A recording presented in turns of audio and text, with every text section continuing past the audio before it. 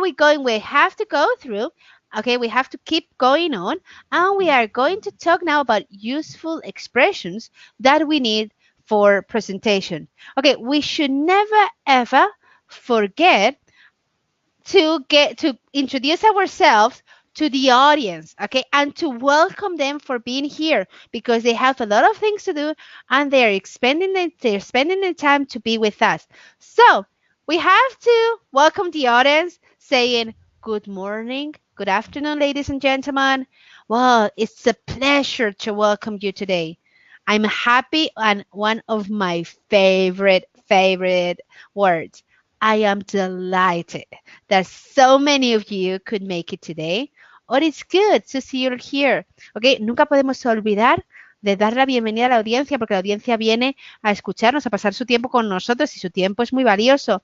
Tenéis algunas frases. Mi favorita es I'm delighted. O sea, estoy como encantado de que todos ustedes lo pudieran hacer hoy. I'm delighted. After that, after welcoming the audience, we have to introduce ourselves. Okay, we have to say who we are. So we might say, let me introduce myself. I'm Susana Ortega from a club. Oh, let me just start by introducing myself.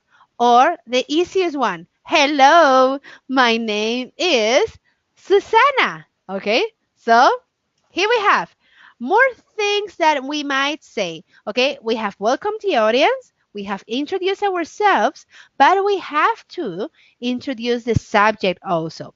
We might say that, okay, I'm going to talk today about English. Or if we want to be more formal, we might say the purpose of my presentation is to introduce you the advantages of learning English. And lastly, okay, we have to give an outline of the structure and instruction about questions. Okay, tenemos que dar una guía de cuál va a ser la estructura y cuáles van a ser las instrucciones para hacer preguntas. For example, I'll start by describing, then I'll move on to, after that, I'll consider, and lastly, I'll quickly recap before concluding. Okay, questions. Questions sometimes are, okay, are tough because they can cut your presentation. So you might have to give a few instructions about questions. So one of them you might say, do feel free to interrupt me if you have any questions, or I'll try to answer your questions after the presentation.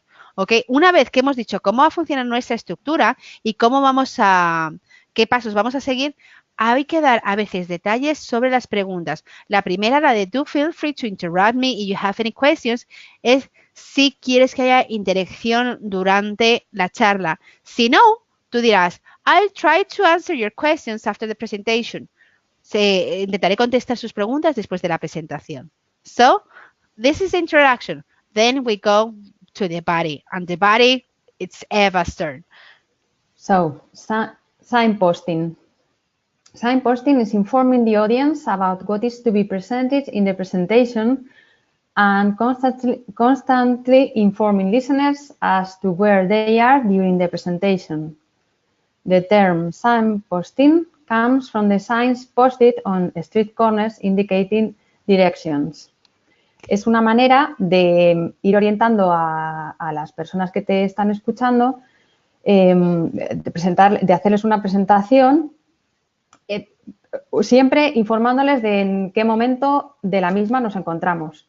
Entonces, signposting son estas señales que se ponen cuando hay en las esquinas, cuando hay diferentes direcciones. Estas se usan mucho en Estados Unidos. Sí. Yo creo que aquí no tenemos.